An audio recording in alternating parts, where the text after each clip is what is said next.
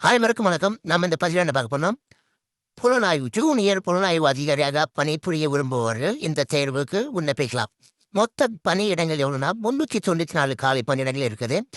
விண்ணப்பம் அதாவது விண்ணப்பிக்க தொடங்கப்பட்ட தேதி என்னன்னா 23ஆம் தேதி முதல், அதாவது ஆகஸ்ட் 23ஆம் தேதி முதல் நீங்கள் தொடங்கலாம். இதில் என்னென்ன தகவல்கள் கொடுத்துருக்காங்க, அதாவது பொது பிரிவுக்கு எத்தனை பேருன்னு பார்த்தீங்கன்னா 157 பேர் பொருளாதாரத்தில் பின்தங்கியவர்கள், அதாவது 32 பேர், ஓபிசி 117 பேர்கள், எஸ்சி 60 பேர், எஸ்டி 28 பேர் அப்படின்னு சொல்லி ஒரு கால்குலேட் வச்சுக்கிறாங்க. அப்போ இதுக்கு பணியில பதிவு செய்வதற்கு வயது வருமானம் ஜூனியர் புலனாய்வு அதிகாரி பதவிக்கு விண்ணப்பிப்பவர்கள் குறைந்தபட்சம் 18 வயது நிரம்பியவராக இருக்கணும். 27 வயது வரை இருக்க வேண்டும். எஸ்சி எஸ்டி பிரிவினருக்கு 5 வருடங்கள் தளர்வு கொடுக்குறாங்க. ஓபிசிக்கு 3 வருடங்கள் தளர்வு கொடுக்குறாங்க. அரசு துறையில் பணியாற்றி வருபவர்களுக்கு 40 வயது வரை தளர்வு கொடுக்குறாங்க. பார்த்தீங்கன்னா 18 வயது நிரம்பியிருக்கணும். 27 வயசு வரை தாண்டிக்க கூடாது.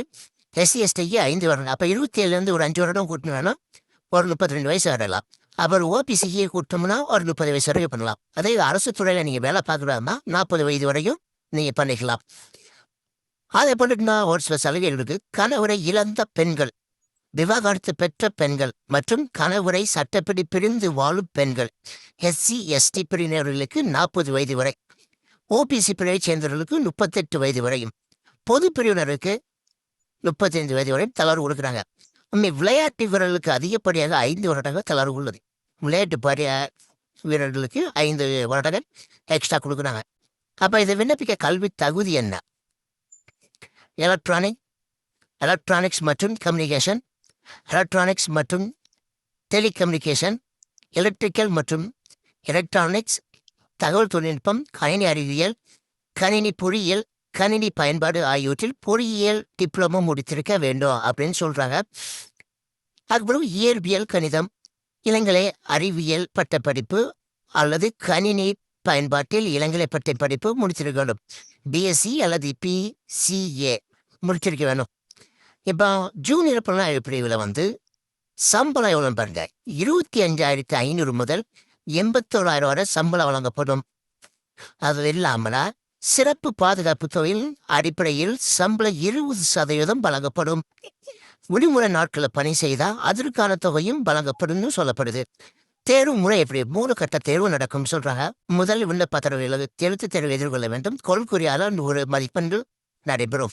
இதில் கட்டாப் மதிப்பெண்கள் தேர்ச்சி பெற்றவர்கள் திறன் தேர்வு மற்றும் ஏற்கான தகுதிக்கு தகுதியுடன் ஆவார்கள். அனைத்து தேர்வுகளும் முடிந்த பிறகு ஒரு கட்டாப் படுக்க வச்சு வெளியிடுவாங்க.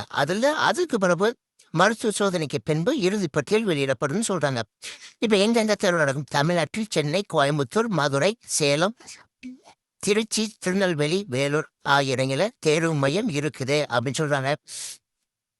அப்போ இதில் தேர்ச்சி பற்றினா இந்த பணிக்கான தேர்வு செய்யப்படுபவர்கள் தற்காலிகமாக பணி அமர்த்தப்படுவார்கள். இருப்பினும் அது போக நிர்வாக விதிமுறைகளுக்கு ஏற்ப பணி நிரந்தரம் செய்யப்படும் அப்படின்னு சொல்றாங்க. இதில் கடைசி தேதி என்னன்னு பார்த்தீங்கன்னா செப்டம்பர் 14. ஆகஸ்ட் 23 தொடங்கி செப்டம்பர் 14 முடியுது. தேர்வு கட்டணம் அப்படின்னு பார்த்தீங்கன்னா 550 ரூபாய். பொது பிரிவுக்கு இடபிள்யூஎஸ் மற்றும் ஓபிசி பிரிவு ஆன்லைன் விண்ணப்பதாரர்களுக்கு 650 ரூபாய் செலுத்த வேண்டும். இதான் ஜூனியர் புலனாய்வு அதிகாரியாக நீங்கள் விரும்பினா இந்த தகுதி உள்ளவர்கள் கண்டிப்பாக விண்ணப்பிக்கணும். மேலும் அடுத்த ஒரு வீடியோவில் இன்னொரு வேலைவாய்ப்பு செய்தியை பற்றி நம்ம பார்க்கலாம். நன்றி, வணக்கம்.